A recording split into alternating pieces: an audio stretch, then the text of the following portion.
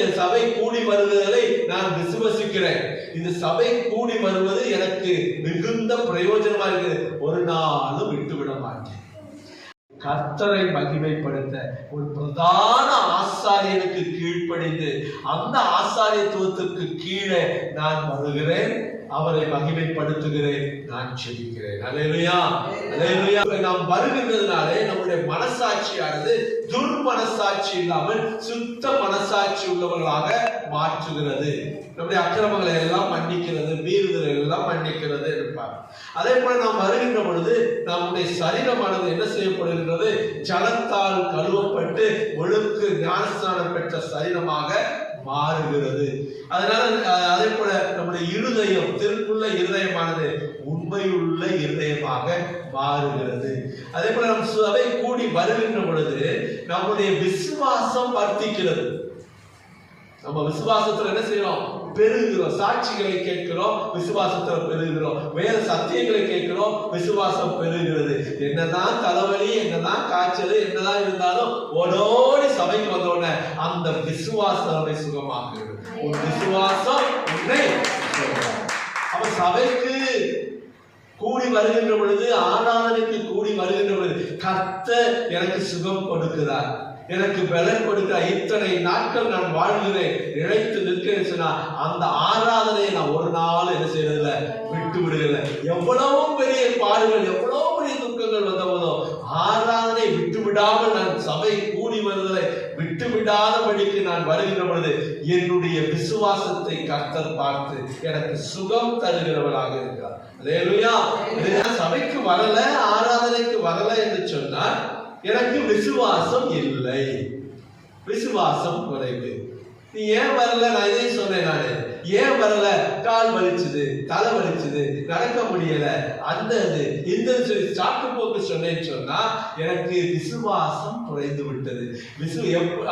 ஆண்டவர் விசுவாசத்தோடு உட்கார்ந்து இருக்காரு. மகா பிரதான ஆசாரியர் விசுவாசத்தோடு இருக்காரு. என் மகளுக்கு நான் சுகம் கொடுத்திருக்கிறேன், என் மகளுக்கு நான் எழுப்பி விட்டுருக்கிறேன், என் மகளுக்கு நான் எல்லாமே செய்து கொண்டு வருகிறேன், அவன் நிச்சயமாய் என்னை பார்ப்பதற்கு வருவான் என்று சொல்லி அவளோடு உட்கார்ந்து இருக்கிறார். நான் வராம வேற எங்கேயோ போகும்போது நான் அவருக்கு செய்கின்ற விசுவாச துரோகியாக மாறுகிறேன். ஒரு நம்பிக்கை துரோகம் பண்ணுகிறேன். நம்பிக்கையோடு இருக்கக்கூடிய பிரதான ஆசாரியருக்கு நான் நம்பிக்கை துரோகியாக மாறுகிறேன். எல்லாருமே என்ன செஞ்சிருவாங்க? மன்னிக்கலாம். அது துரோகி என்ன செஞ்சிருக்க, நான் தேவனுக்கு துரோகம் பண்ணுகிறேன். ஏதோ சபைக்கு வராததுனால, ஆராதனைக்கு வராதனால பாஸ்டர் சொல்ல மாட்டாரு, மற்றவங்க சொல்ல மாட்டாங்க. தேவன் தனக்கு துரோகம் செய்ததாக. அதனால விசுவாச துரோகத்தை நாம் செய்யாதவர்களாக நாம் இருக்க வேண்டும் என்று சொல்லி தேவன் விரும்புகிறார். இதனால சபை கூடி வருவதை விட்டு விடாதிருங்கள் என்று சொல்லி தேவன் இன்னும் அழுத்தமாக உங்களுக்கு சொல்லுகிறார். சபை கூடி வருவதை சிலர் என்ன செய்றாங்க? விட்டு விடுகிறார்கள். சபை ஆராதனைக்கு வருவதை விட்டு விடுகிறார்கள். ஆராதனையை ஒரு அதாவது ரொம்ப பெரிய வார்த்தையை சொல்ல வேணாம், அப்படி சொல்லணும்னு சொன்னா எப்படி சொல்றதுன்னா துச்சமாக மதிக்கிறார்கள், சாதாரணம் அசட்டை பண்ணுகிறார்கள். ஞாயிற்றுக்கிழமை ஒரு நாள் போகாட்டா என்ன அப்படின்னு நினைக்கிறார்கள். ஆனா சபை கூடி வருதல் என்பதை சிலர் விட்டு விடுகிறதை போல அப்படின்னு சொல்லி ஆவியானவர் எழுதுகிறார். வேதம் ஆவியானவரால் எழுதப்படுகிறது. சிலர் விட்டு விடுகிறதை கூட நீங்களும் என்ன செய்யாதீங்க, விட்டுறாதீங்க. அப்போ ஒரு ஆவியா பாருங்க, ஒரு எல்லா இதுலயும் நம்ம தான் ஆண்டவர்கிட்ட விண்ணப்பம் வைப்போம். ஆவியானவர் நம்ம கிட்ட ஒரு விண்ணப்பம் வைக்கிறார் பாருங்க.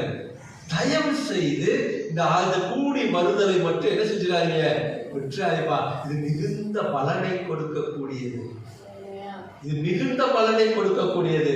நமக்கு பார்வைக்கு 2 மணி நேரமாக இருக்கலாம், 2.5 மணி நேரமாக இருக்கலாம். ஆனா இதை விட்டு விட்டா அது எவ்வளவு பெரிய பாதிப்புகளை உண்டு பண்ணும் என்பது அவருக்கு தெரியும். நம்மளும் அனுபவிச்சிருக்கோம். இதை விட்டுட்டு இன்னொரு இடத்துல போய் உட்கார்வது என்பது நமக்கு ஏற்றது இல்லை. வாசிங்க எபிரேயர் 10ஆம் அதிகாரம் 39வது வசனம் வாசிங்க. நாமோ கெட்டு போக பின்வாங்குகிறவர்களாய் இராமல் ஆத்துமா ஈடேற விசுவாசிக்கிறவர்களாக இருக்கிறோம். இப்பதான் சொன்னோம் விசுவாசம். சபை கூடி வருதல் என்பது விசுவாசத்தை வெளிப்படுத்தக்கூடியது. நான் விசுவாசிக்கிறேன், அதனால நான் சபைக்கு போறேன். அதனாலதான் சபைக்கு வருகிறவங்களுக்கு என்ன பேரு? விசுவாசம். நான் விசுவாசிக்கிறேன், சபைக்கு போறேன். நான் விசுவாசிக்கிறேன், ஆண்டவரை நம்புறேன். அப்ப சபை கூடி வருதலும் விசுவாசமும் ஒன்றுக்கொண்டு சம்பந்தம் உடையது. ஆக ஆத்துமா ஈடேற நாங்கள் விசுவாசிக்கிறவர்களாக இருக்கிறோம். என்னுடைய ஆத்மாவுக்கு இந்த விசுவாசம் ரொம்ப முக்கியமாக இருக்கிறது. நாமோ கெட்டு போக பின்வாங்குகிறவர்களா இல்லாமல், அப்ப இந்த விசுவாசம் இல்லாமல் இப்படி பார்ப்போம். அப்ப நம்ம சபைக்கு கூடி வருதலை விட்டு விடுகின்ற பொழுது, விட்டு விடுதல் நம்ம எதை நினைச்சுக்கிறோம் அப்படின்னா, ஏதோ கம்ப்ளீட்டா விட்டுட்டு போன மாதிரி நினைச்சுக்கிறோம். அதனால இந்த வாரம் தானே வரல, அடுத்த வாரம் வருவோம் அப்படின்றதுக்கு நம்ம லெவலுக்கு வந்துட்டோம். சபை கூடி வருது இந்த வாரம் அடுத்த வாரம் அப்படி இல்லை, ஒவ்வொரு வாரமும் நடக்கக்கூடியது. அது ஏதோ வருஷத்துல உள்ளது இல்லை, பொது சொல் அல்ல. சபை கூடி வருதலை சபை கூடி வருதல் பொது சொல் அல்ல. இது ஒவ்வொரு வாரமும் கூடி வரக்கூடிய காரியம், ஒவ்வொரு நாளும் கூடக்கூடிய காரியம். கூடி வருகின்ற பொழுது என்ன செய்ய பாருங்க, நாமோ கெட்டு போக பின்வாங்குகிறவர்களாயிராமல். அப்போ அந்த சபை கூடி வருதலை நான் விட்டு விடுகிறேன் என்று சொன்னால், நான் வராமல் இருக்கிறேன் என்று சொன்னால், எனக்கு கெட்டு போவதற்கான ஒரு விதை என்ன செய்யப்படி சாத்தா உள்ள போட்டான். இதயத்துல நான் கெட்டு போவதற்கு ஒரு விதை போடப்பட்டு விட்டது. நாம அது தெரியல. நாம நிறைய விதைகளை நம்ம வெளியே வெளியே வெளியே வெளியே விதைச்சிட்டு இருக்கிறோம். அவங்க விட்டுறக்கூடாது, இதை விட்டுறக்கூடாது, அங்க விட்டுறக்கூடாது, இந்த சொந்தத்தை விட்டுறக்கூடாது, அந்த இதை விட்டுறக்கூடாது, இப்படி மற்றவைகளை விட்டு விடக்கூடாதுன்னு நினைச்சிட்டு இருக்கிறோம். ஆனா சாத்தான் என்ன பண்றான், இந்த சபை கூடி வருதல் நம்ம விட்டு எடுத்துக்கிறான். விட்டுட்டோங்கிற நினைப்பு இல்லாமல் பண்ணி விடுகிறான். இது நாம் கெட்டு போவதற்கு பின்வாங்குகிறோம் என்பதை நம்ம மறந்தே போகிறோம். நம்ம கெட்டு போறதுக்கு ஃபர்ஸ்ட் ஸ்டேஜ் சபை கூடி வருதல உதாசீனப்படுத்துறது அல்லது விட்டு விடுவது. அப்ப இந்த வாரத்துல நான் கெட்டு போவதற்கு ஆயத்தம் பண்ணிட்டேன். இந்த வாரம் சபைக்கு போகல, என் புள்ள சபைக்கு போகல, கெட்டு போறதுக்கு ரெடி ஆயிட்டேன். நான் அப்படிதான் பாக்குறேன். இந்த வாரத்துல என் குடும்பம் கெட்டு போறதுக்கு ரெடி ஆயிடுச்சு. அடுத்த வாரம் ஏதாவது ஒரு வேலை வரும், கெட்டு போறதுடைய ப்ராசஸ் ஆரம்பிச்சிருச்சு. அதுக்கு அடுத்த வாரம் ஒரு வேலை கண்டிப்பா வரும். இப்பயாவது வேலை வரும். மூணாவது வாரம் என்ன செய்யும், கண்டிப்பா வரும். சரி அடுத்ததுல பார்த்துக்கிறோம், அடுத்ததுல பார்த்துக்கிறோம், முடிச்சு சோழி முடிச்சு. அதனால ஒரு விதை விழுந்த உடனே அது என்ன ஆகுது, அப்படியே பெருகிட்டு வருது. ஒரு முறையும் நான் சபை கூடி வருவதை நான் விட்டு விடுவது இல்லை அப்படி நம்ம நினைக்கிற போதுதான் நாம வாழ்வினுடைய உயரத்தை நோக்கி மேல போயிட்டே இருக்கிறோம். ஆமே ஆமே. இந்த கெட்டு போறது எப்படி எப்படி அடுத்த ஸ்டேஜுக்கு போகுது அப்படின்னா வாசிங்க 2 தீமோத்தேயு 4ஆம் அதிகாரம் 10ஆம் வசனம். தேமான் இப்பிரபஞ்சத்தின் மேல் ஆசை வைத்து என்னை விட்டு பிரிந்து தெசலோனிக்கே பட்டணத்துக்கு போய்விட்டார். கிரஸ்கே கலாத்தியா நாட்டிற்கும் தீத்து தல்மாத்தியா நாட்டிற்கும் போய்விட்டார். என்ன எதன் மேல் ஆசை வைத்து? பிரபஞ்சத்தின் மேல் ஆசை வைத்து, இந்த உலகத்தின் மேல் ஆசை வைத்து, இந்த பொருளாதாரத்தின் கிரியைகள் மேல ஆசை வைத்து, இந்த சொந்த பந்தங்கள் விட்டுவிடக்கூடாது, அந்த பிரியாணியை விட்டுவிடக்கூடாது, அந்த இதை விட்டுவிடக்கூடாது, இதன் இந்த உலகத்தின் மேல ஒரு ஆசையை வச்சு பிரிந்து போனார். அப்போ இந்த பிரிந்து போறது எப்ப நடக்கும் அப்படின்னு சொன்னா, எப்போ சபை கூடி வருவதை விடுகிறாங்களோ அப்போ அந்த பிரபஞ்சத்தின் மேல ஆசை வந்துருச்சு. இந்த பிரபஞ்சத்தின் மேல ஆசை வந்த உடனே பிரிந்து போகக்கூடிய நிலைக்கு கொண்டு போயிருவா, அல்லது பிரிச்சு விட்டுருவோம். கொஞ்சம் கொஞ்சமா பிரிச்சு எடுத்துவோம். இன்னைக்கு இப்ப எக்ஸாம் இருக்குது, அதனால படிக்கணும், அதனால வரல இல்லை. அடுத்த வாரம் அதுக்கு ஒரு காரணம் இருக்கு, அதனால என் புள்ள வரல. அதுக்கு அடுத்த வாரம் ஒரு காரியம் இருக்கு, அதனால என் புள்ள வரல. மொத்தத்துல என் புள்ள வந்து 1 வருஷம் ஆகும் போகுது.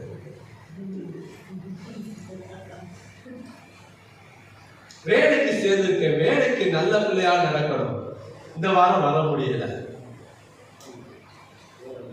வேலையில கொஞ்சம் டைட்டா இருக்கு, இந்த வாரம் வர முடியல. அடுத்த வாரம் நான் கேட்டேன், பெர்மிஷன் தரல. அதுக்கு அடுத்த வாரம் லீவு இல்ல. அதுக்கு அடுத்த வாரம் 1 மாசம் ஆயிடுச்சு. அப்படியே கொஞ்சம் கொஞ்சமா அப்படியே பிரிச்சு கொண்டு போய் மொத்தத்துல பிரிச்சு இல்ல 1 மாசம் நான் போகலையா, ஹாஸ்டல் ஏதாவது திட்டுவாங்கன்னு பயமா இருக்கு, பேசாம போகாம இருந்துட்டாங்க. திருப்பி போனா நிச்சயமா திட்டுவாரு, ஏன் 1 மாசமா வரல பாரு. இல்லைன்னா இவங்க எல்லாம் பின்வாங்கி போய்கொண்டே இருக்காங்க, புள்ள பின்வாங்கி போயிட்டே இருக்குது, ஒழுங்கா ஜாப் பண்ணு இது பண்ணு சொல்லி என்னையும் சேர்த்து திட்டுவாரு.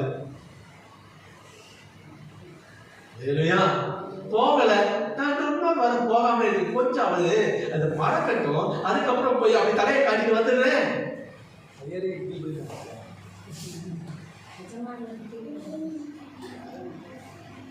பிரதான ஆசாரியன் வெயிட் பண்ணிட்டு இருக்கிறேன்.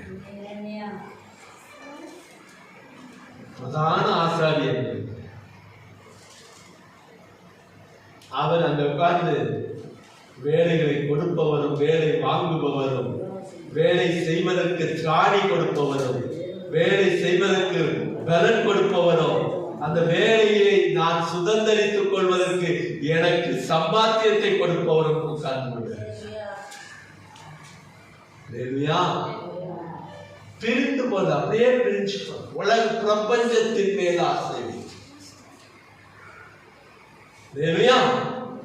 இப்போ இந்த பிரபஞ்ச மூன்றாவது, இந்த பிரபஞ்சத்தின் மேல ஒரு ஆசை வந்துருச்சுன்னு வச்சுக்கீங்களேன், மற்ற எதுவுமே உங்களுக்கு நல்லதாவே தோணாது.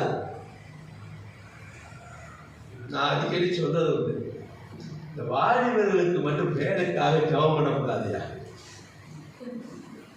அப்படின்னு சொல்லி என்ன சொல்லி ஞாபகம் இருக்குதா?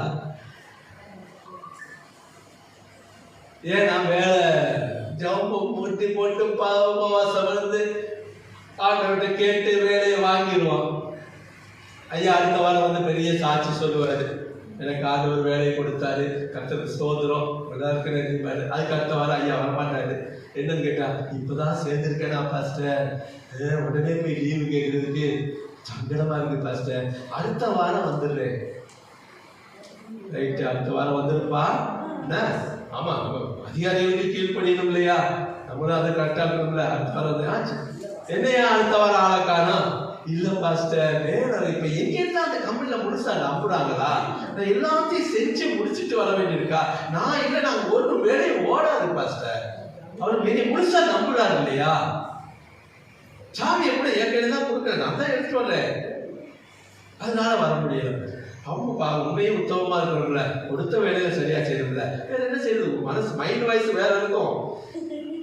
ஆனா பெரிய என்ன செஞ்சு ஆகணும், சொல்லியா சரிப்பா அடுத்த வாரம் வந்திருப்பா, திருவிழுந்துக்காவது வந்திருப்பா. வந்துருச்சு, திருவிழுந்தும் வந்துருச்சு. என்னப்பா காணும் வரல, என்னையா போன் இருக்க மாட்டாரு அன்னைக்கு, அவ்வளவுதான் முடிஞ்சு. போனை எடுத்தாலே ஒரு ஏவாள எதுக்கு வர கேட்பாரு, போன் சுவிட்சுடா. என்னைக்கு நாம் அந்த வேலையை காரணம் காட்டி, என்னைக்கு நம்முடைய காரியங்களை காரணம் காட்டி சபை கூடி வருவதை விட்டு விடுகிறோமோ, அன்றைக்கு தேவன் பதில் கொடுப்பார். ஜெபத்துக்கு மட்டும் பதில் கொடுக்க மாட்டார். ஹல்லேலூயா. ஆண்டவர் என்ன செய்ய, எதற்கு ஆண்டவர், அதான் விசுவாசம். நான் எங்க போயிட்டு வந்திருக்கிறேன், நான் வேலைக்கு போய், நான் என்ன சும்மா கல்யாணம் எதுக்குமா இருக்கா போயிட்டு வந்திருக்கிறேன், நான் ஆராதனைக்கு போயிட்டு வந்திருக்கிறேன். இந்த ஆராதனை நிமித்தம் எனக்கு ஒரு பாடு வருகிறது, எனக்கு ஒரு கஷ்டம் வருகிறது என்று சொன்னா தேவன் எனக்கு இரட்டிப்பான பலன் தருவார். அதான் விசுவாசம், கொடுப்பார். இந்த ஜெபத்தை விட்டுட்டு நான் வேலையில உட்கார்ந்து சொன்னா அன்னைக்கு ஏதாவது ஒரு தப்பை பண்ணிவிட்டு உங்களுக்கு இன்கிரிமெண்ட் கட்டு. அவனவன் தன் கிரியை கேட்ட என் கூடவே வருகிறது. வேலை போகும்போது அதுவும் கூட வரும். சபை கூடி வருவதை விட்டு விடாதுன்னா சும்மா சொல்லல வேதம். அது முக்கியமான ஒண்ணு. அது ஆவியானவர் நம்ம கிட்ட வைக்கிற ரிக்வெஸ்ட். எத்தனை ஜபம் நம்ம அவர்கிட்ட வைக்கிறோம், எத்தனை வேண்டுதல் வைக்கிறோம். அவர் ஒண்ணு வைக்கிறாரு, தயவு செய்து இதை விட்டுறாதீங்க. எவ்வளவு பெரிய ஆலோசனை, ஆலோசனையில் பெரியவர், ஆச்சரியமானவர். எவ்வளவு பெரிய ஆலோசனை கொடுக்கிறாரு. அந்த ஆலோசனைப்படி நான் கேட்டு நடந்தாலே என்னுடைய வாழ்க்கையில என்ன செஞ்சிடும், முன்னேற்றம் வந்துடும். நான் அதில் ஜெயிப்பேன். ஆண்டவர் அங்க சந்திப்பாரு. அவன் வேலை இதுக்கு போயிட்டு திருமணத்துக்கு போயிட்டு அங்க போயிட்டு போயிட்டா வராமல் தான் அவன் வந்து ஆராதனைக்கு போயிருக்கான், வரல, லேட் ஆகுது. ஒரு சகோதரி சொன்னாங்க, நான் வந்து பென்ஷன் கேட்டிருக்கேன் பாஸ்டர், ஞாயிற்றுக்கிழமை நான் ஆராதனைக்கு போயிட்டு தான் வருவேன், எனக்கு நீங்க கொடுக்கணும், இல்லைன்னா வேலைக்கே வரல அப்படின்னு சொன்னாங்க. அப்படின்னு சொல்லிட்டேன் பாஸ்டர். அத்தனை ஊழியக்காரர்கள், அத்தனை பணியாளர்களை அவங்க ஒருத்தருக்கு மட்டும் அந்த பெர்மிஷன் ஆர்டர் கொடுக்குறாரு. நமக்கு இல்லவனா இருக்கணுமா இல்லையா? எவ்வளவு நான் எவ்வளவு அவங்களுக்கு கடமைப்பட்டிருக்கிறேன். நிச்சயமா நான் ஒவ்வொரு தடவையும் வேலை கேட்கிறோம், வேலைக்காக சொல்றவங்களுக்கு நான் சொல்லுவேன். சிலர் கீழ்படுகிறார்கள். ஞாயிற்றுக்கிழமை வேலைக்கு வரணும், நான் வரமாட்டேன். அப்படி ஒரு வேலை எனக்கு தேவையே இல்லை. அப்படி வேலை பார்த்து சம்பாதிக்கிறது கஷ்டம் இல்லை. சும்மா உட்கார்ந்து சாப்பிடக்கூடிய கிருபையை கர்த்தர் எனக்கு தருவார். ஆமென். சபை கூடி வருதலை பவுல் என்ன செய்யறாரு, கொஞ்சம் சாதாரணமா எழுதியிருக்கிறாரு. ஒருவேளை நான் பவுனுடைய ஸ்தானத்துல சபை கூடி வரை நிராகரித்து விடாது. நிராகரிப்புனா தெரியுமா? அசட்டேங்க இன்னைக்கு நம்ம செய்யறதுதான் அதான் நிராகரிக்கிறோம். போனதுனால என்ன பிரயோஜனம், போனதுனால என்ன நடக்க போகுது? காரணம் விசுவாசம் குறைஞ்சு போச்சு. சபை கூடி போகிறதுனால எனக்குள்ள விசுவாசம் குறைஞ்சு போச்சு. இந்த நேரத்துல வேலைக்கு போனா ஒரு 5-10 சம்பாதிச்சிடலாம். எப்படி? பிரபஞ்சத்தின் மேல் ஆசை வந்துருச்சுன்னா நாம சபை கூடி வருதலை விட்டு விட்டு பிரிந்து செல்லுவோம். போட்டுருவான், விதைய போட்டுருவான். நீ 4 வாரமா போகல, 5வது வாரம் போய் அவன் முன்னாடி நிக்கப்படியா? என்ன ஏன் முன்னாடி நிக்கிறது பெருசு கிடையாது. ஆனா சர்வ வல்லமையுள்ள தேவனுக்கு முன்பாக நிக்கிறது குறித்தா நம்ம வைக்கப்படணும்.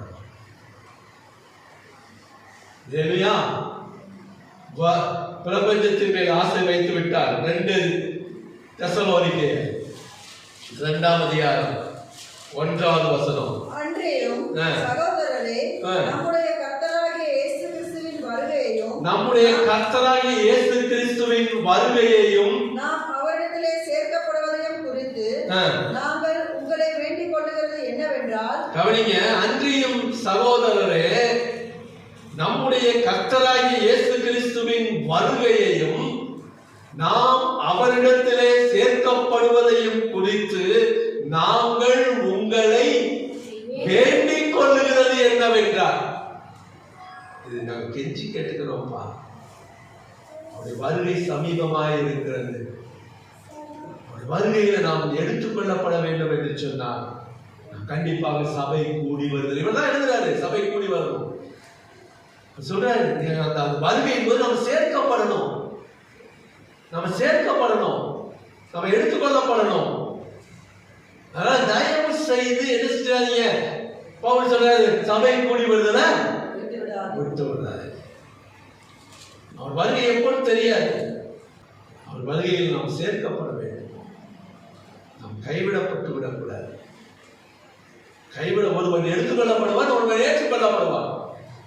நம்ம எடுத்துக்கொள்ளப்பட வேண்டும் என்று சொன்னால் நாம் சபை கூடி வருதலை என்ன செஞ்சிடக்கூடாது, விட்டு விடக்கூடாது. சபைக்கு வந்தாதான் எடுத்துக்கொள்ளப்படுவோமா? சபை எடுத்துக்கொள்ளப்படும், அதுல மாற்றம் இல்லை.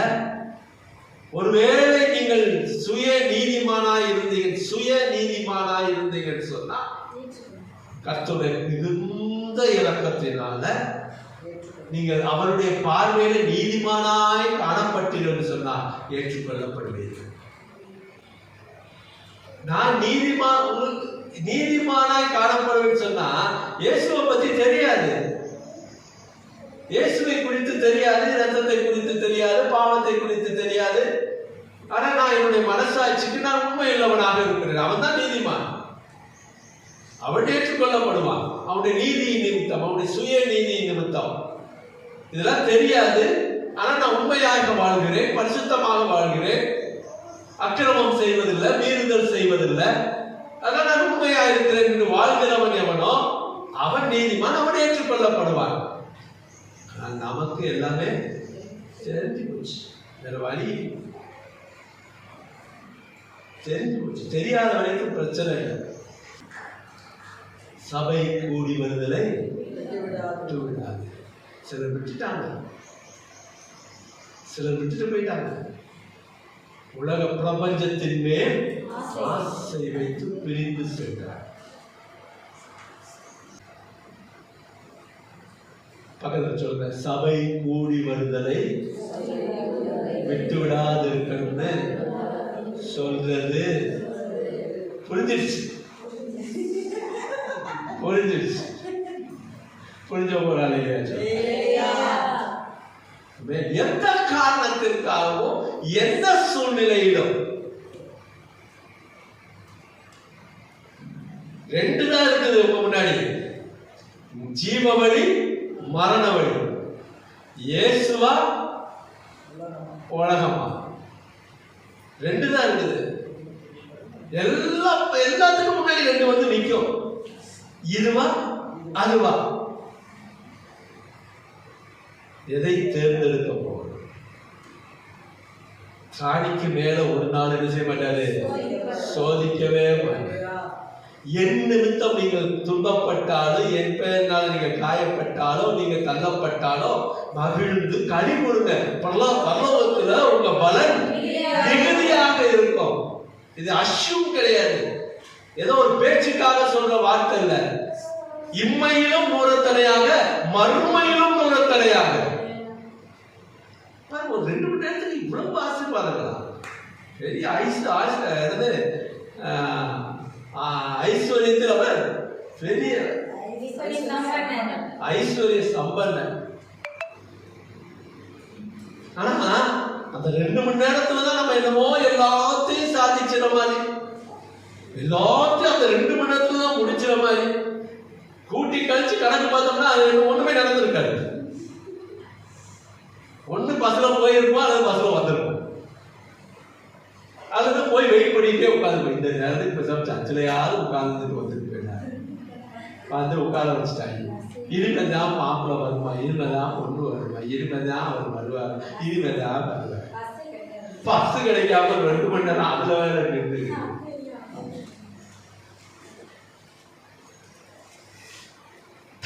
முடிஞ்சு முடிஞ்ச உடனே தபால் ஓடி போய் என்ன செய்யறது, தபால் ஓடி போய் நின்னா நான் நிக்க பாஸ்டர் உடனே பஸ் வந்துருச்சு. அல்லே முடியா, எதுலையுமே தாமதப்படுது, எதுலையே தாமதம் கிடையாது, எதுலையும் உறுதியா சொல்ல முடியும். அதான் விசுவாசம். அந்த விசுவாசத்துல நீங்க விட்டீங்கன்னு சொன்னா, நான் இங்க வந்துட்டு அங்க போனேன்னா லேட் ஆயிடும். எது விசுவாசம்? இங்க வந்துட்டு அங்க போனா லேட் ஆயிடும். அந்த விசுவாசம் இருக்குதா? இங்க வந்துட்டு அங்க போனா அதுக்கு அப்புறம் தான் ஆரம்பமாகுற விசுவாசம் இருக்கு. எனக்காக ஆரம்பம் நிறுத்தி வச்சுட்டாரு, கண்களை மறைச்சிட்டாரு. இந்த நிறைய காரியங்கள் நான் சொல்றேன், இந்த நிறைய விட்டு விடுறது எப்போ வரும்னா, இந்த பரீட்சைக்கு படிக்கிறேன், இந்த அதுக்கு இதுக்கு போறேன், இதுக்கு போறேன், அதுக்கு போறேன், இந்த காரியங்கள் தான் நிறைய. திரும்ப திரும்ப தான் சொல்றேன், மீண்டும் மீண்டும் சொல்றேன், விட்டு விடாதீர்கள். எல்லாம் இந்த சின்ன பிள்ளையில இருந்தே நீங்க என்ன செய்ய கற்றுக் கொடுங்க. ஃபர்ஸ்ட், முதலாவது